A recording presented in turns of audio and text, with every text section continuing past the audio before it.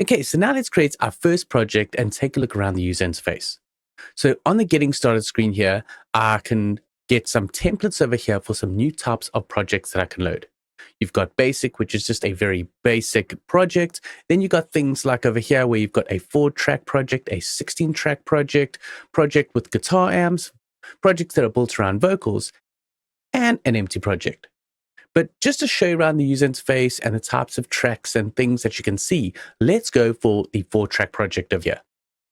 So that's going to open up the project and it brings up this view over here. Now let's navigate around here and I can show you some things. So over here, you can see that it's created 4 tracks. These are audio tracks. Going across over here, this is the inspector. So whatever you have selected over here, you're going to see in the inspector. The inspector is showing track 2 because I have track 2 selected. If I select track 1, you can now see track 1, and then this is the master output. I can press R to hide the inspector, and then I again to bring it back. Then jumping across onto the right-hand side, over here, you've got your browser. I can click B to open up and hide the browser. And in the browser here, you've got specific tabs. You can go to your media tab to see media that you can add into your project. Plugins is going to show you the audio and MIDI plugins that you have available on your system. You can click down over here to see extra options. So for example, I can choose how I want to sort these. I can add notes. And then at the top over here, you've got your control bar. I can click C to hide and show that control bar. And then on this control bar, you've got specific functions and features that you can use to help speed up your workflow. For example, there's this box here where you can quickly, easy open and save and import things. Here are tools that you can use while editing and moving things around within your track view. You've got your transport section here where you can fast forward, play, stop, and record your audio.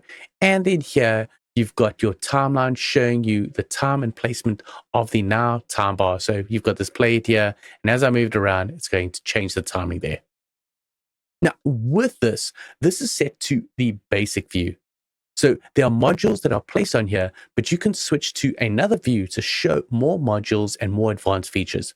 For example, under the workspaces in the top right here, if I go to advanced, see how it populates this control bar with way more features. And I can click on them here and just move them around and place them in different places. For example, maybe I want this transport section to be more over here. Maybe I don't want to see the tools. So I can right click on this. I can resize it and maybe say collapsed so I don't see those tools. And if I want to go back to a different workspace view, I can just click here and go to basic. And if I want to add some other modules here that are maybe missing from this basic view, I can click over here and go to modules and then add them. So maybe I want to see the information that's related to markers. I can click that and I'll show my markers over here. So that's the basic view that you get when you open up Cakewalk. Now you can undock these things and move them around. For example, if I click over here, this is going to undock my browser and then I can move it around so it's more of a floating panel, or I can add it back here so that it sits right back where I had it placed. Likewise, I can also place things in different areas. So for example, maybe I don't want this control bar at the top. Maybe I want it at the bottom. Maybe you're used to using some other DAWs where the control bar and transport are on the bottom and you're switching to Cakewalk and you want to have a similar look, then you can do things like that. So that's the basic user interface and workings of Cakewalk. Now let's jump in and start seeing how we can work with different types of tracks.